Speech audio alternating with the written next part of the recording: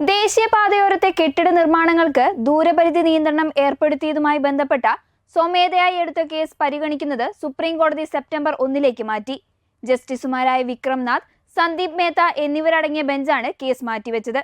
കോടതി മുൻപ് പുറപ്പെടുവിച്ച നിർദ്ദേശങ്ങൾ നടപ്പിലാക്കിയതുമായി ബന്ധപ്പെട്ട നടപടി റിപ്പോർട്ട് സമർപ്പിക്കാൻ കേരളമടക്കമുള്ള സംസ്ഥാനങ്ങൾക്ക് സുപ്രീം കോടതി നിർദ്ദേശം നൽകി.